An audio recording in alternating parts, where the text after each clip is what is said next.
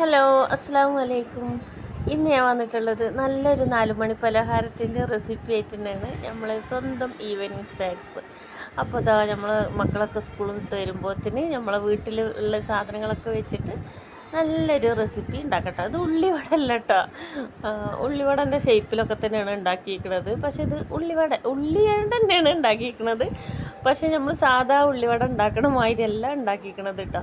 അപ്പോൾ അതിൻ്റെ കൂടെ നല്ലൊരു മസാല ചായ എൻ്റെ മോൾ ഉണ്ടാക്കിയിട്ടുണ്ട് കേട്ടോ. അടിപൊളിയാണ് കേട്ടോ ഈ ചായ. അത് കുടിച്ചിട്ടുണ്ടെങ്കിൽ നല്ലൊരു ഉന്മേഷമൊക്കെയാണ്. എനിക്ക് ഭയങ്കര ഇഷ്ടമായി. അപ്പോൾ ഇതാ അതിന് വേണ്ടിയിട്ട് ഞാനിതാ 4 സവാള എടുത്തിട്ടുണ്ട്. വലിയതാണെന്നുണ്ടെങ്കിൽ 3 എടുത്താൽ മതി കേട്ടോ. എൻ്റെ കയ്യിലുള്ളത് കുഞ്ഞു കുഞ്ഞു സവാളയെന്ന്. അപ്പോൾ ഞാൻ 4 എടുത്തിട്ടുണ്ട്. അപ്പോൾ കുഞ്ഞതായിട്ട് പറഞ്ഞാൽ പൊടിയായിട്ടല്ല, നീളത്തിൽ തന്നെ നൈസാക്കിയിട്ട് അരിഞ്ഞെടുക്കട്ടെ. അപ്പോൾ ഞാൻ ഇതേമാതിരി ഒരു സ്ലൈസർ വെച്ചിട്ടാണ് അരിഞ്ഞെടുക്കുന്നത്. കത്തിയായിട്ട് വേണമെന്നുണ്ടെങ്കിലും അരിഞ്ഞെടുത്താൽ മതി കേട്ടോ. അപ്പോൾ ഞാൻ പെട്ടെന്നാവാൻ വേണ്ടിയിട്ട് സ്ലൈസർമേൽ അരിഞ്ഞെടുത്തെന്നുള്ളൂ കേട്ടോ. 4 സവാളയാണ്.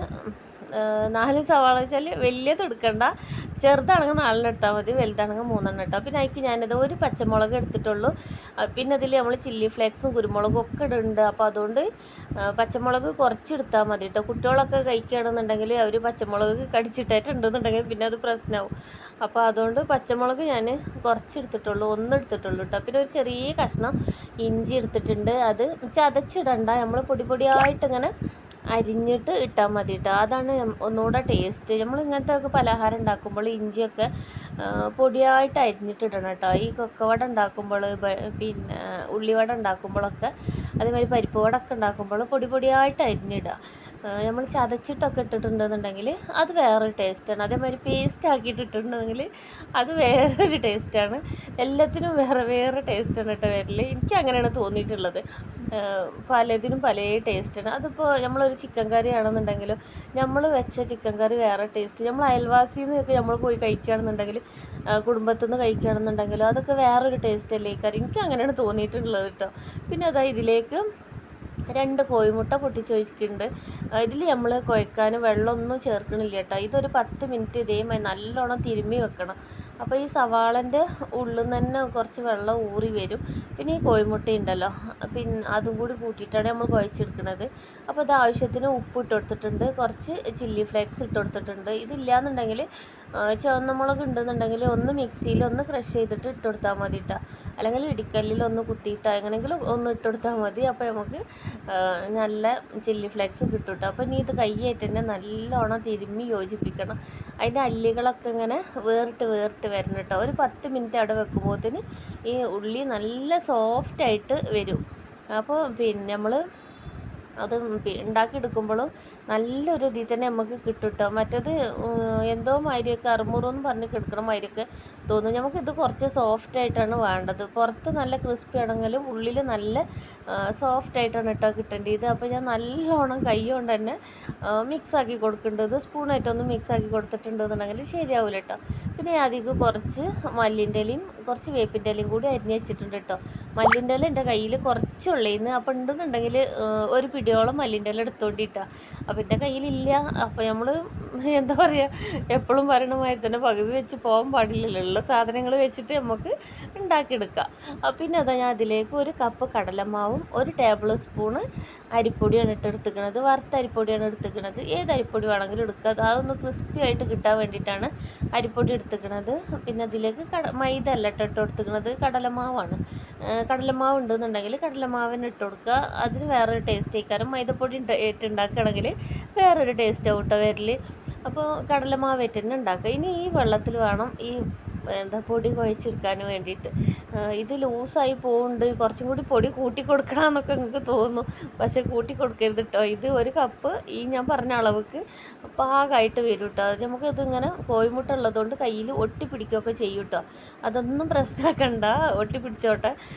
നമ്മൾ നല്ലോണം കുഴച്ചെടുത്താൽ മതി കേട്ടോ. നമ്മളിത് ചുടുമ്പോൾ കുറച്ച് വെള്ളത്തിൽ കൈ മുക്കിക്കാണ്ട് ഒന്ന് ഉരുട്ടിയിട്ട് കൊടുത്തിട്ടുണ്ടെന്നുണ്ടെങ്കിൽ ആ ഒട്ടിപ്പിടിക്കലൊന്നും ഉണ്ടാവില്ല കേട്ടോ. കൈമേൽ നല്ല ഇതിൽ തന്നെ നമുക്ക് പൊരിച്ചെടുക്കാം. ഈ ടൈമിലൊക്കെ തോന്നും നമുക്കിത് പശമാതിരിയാണല്ലോ, ഇത് ഒട്ടിപ്പിടിക്കുന്നുണ്ട്, ഒന്നും കുറച്ചും കൂടി പൊടി ഇട്ട് കൊടുക്കട്ടെ, അങ്ങനെയൊക്കെ നമുക്ക് തോന്നും കേട്ടോ. എനിക്ക് സംഭവം ഫസ്റ്റൊക്കെ അങ്ങനെ തോന്നിയത് കേട്ടോ. ഈ പാചകം അറിയാത്ത ഇതിലൊക്കെ എനിക്ക് അങ്ങനെ തോന്നിയിരുന്നു.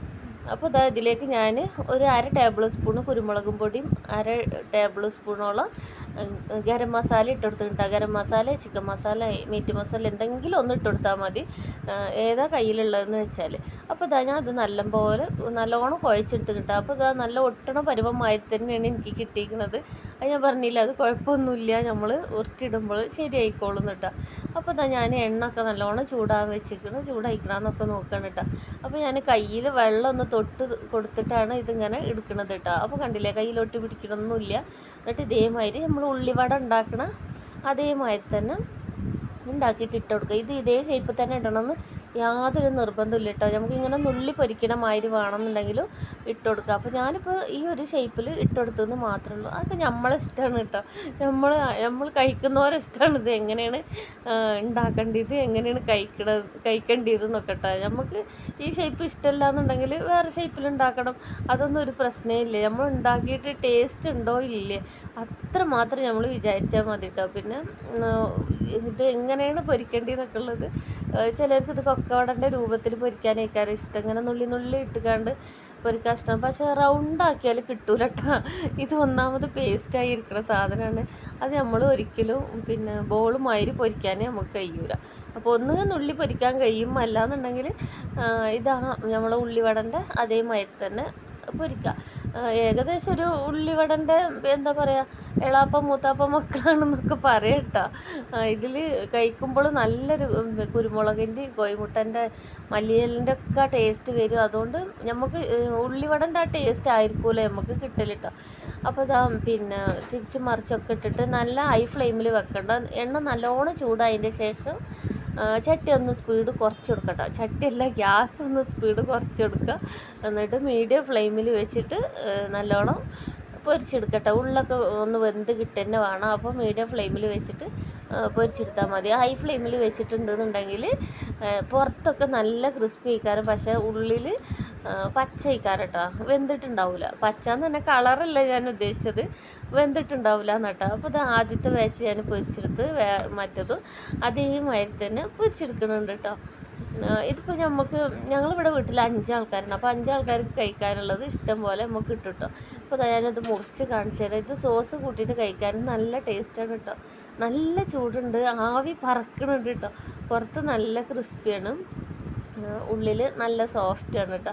അപ്പോൾ ഇത് സോസ് കൂട്ടിയിട്ടും കഴിക്കുക, അല്ലാതെയും കഴിക്കുക, എങ്ങനെ വേണമെന്നുണ്ടെങ്കിലും കഴിക്കട്ടോ.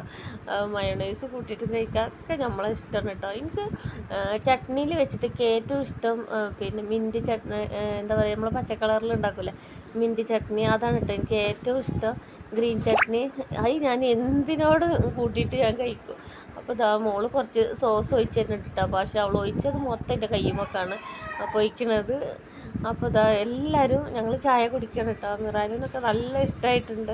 അപ്പോൾ നമ്മൾ വീഡിയോ അത്രയൊക്കെ തന്നെ ഉള്ളൂ. നല്ലൊരു അടിപൊളി വീഡിയോ ആയിട്ട് ഞാൻ നാളെ വരണ്ട കേട്ടോ. അപ്പോൾ എല്ലാവരും വീഡിയോ കണ്ട് സപ്പോർട്ട് ചെയ്യുക, ലൈക്ക് ചെയ്യുക, ഷെയർ ചെയ്യുക, കമൻറ്റ് ചെയ്യുക. സ്നേഹത്തോടെ സ്വന്തം നൂറ.